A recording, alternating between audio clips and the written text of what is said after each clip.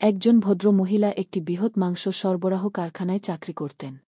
একদিন তিনি তার কাজ শেষে মাংস সংরক্ষণ হিমাগারে কোনো একটি বিষয় পরীক্ষা করার জন্য ঢুকলেন।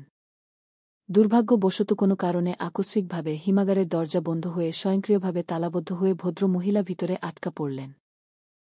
মহিলা সেখান থেকে বের হওয়ার কোনো উপায় খুঁজে না পেয়ে ভীতসন্ত্রস্ত হয়ে দরজায় ধাক্কাধাক্কি করে সাহায্যের জন্য চিৎকার শুরু করলেন, কিন্তু তার চিৎকারের শব্দ হিমাগারের বাইরে কারো কানে পৌঁছাল না। এদিকে সন্ধ্যা হয়ে আসার পর একে একে অফিসের সবাই বেরিয়ে গেল। মহিলা একাকী অন্ধকার হিমাগারে আটকা পড়ে থাকলেন। ঘণ্টা ৫ পার হয়ে গেল এবং মহিলা যখন ঠান্ডায় মৃতপ্রায় অবস্থায় উপনীত ঠিক তখনই ফ্যাক্টরির নিরাপত্তা প্রহরী হিমাগারের দরজা খুললেন। বলা যায় সে রাতে ভদ্র মহিলা প্রায় অলৌকিকভাবে বেঁচে গিয়েছিলেন। কিছুক্ষণ বাইরে উষ্ণ পরিবেশে অপেক্ষার পর তিনি যখন স্বাভাবিক অবস্থায় আসলেন তখন তিনি নিরাপত্তা প্রহরীকে জিজ্ঞেস করলেন ওই সময় তিনি হিমাগারের দরজা খুলতে গেলেন কেন? সেটি তো তার নিয়মিত কাজের রুটিন ছিল না।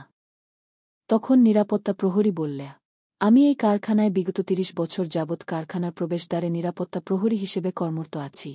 প্রতিদিন শত শত লোক এই কারখানায় কাজে আসে, কাজ শেষে সন্ধ্যায় বেরিয়ে যায়। এত বছরে এত লোকের মধ্যে একমাত্র আপনি প্রতিদিন সকালে কারখানায় প্রবেশকালে আমাকে হাত তুলে হ্যালো বলেন এবং সন্ধ্যার পর কাজ শেষ হাসিমুখে আমাকে গুড বাই, আবার কাল দেখা হবে, বলে বেরিয়ে যান। অন্য সবাইকে দেখে মনে হয় আমি বোধ হয় কোনো অদৃশ্য বস্তু।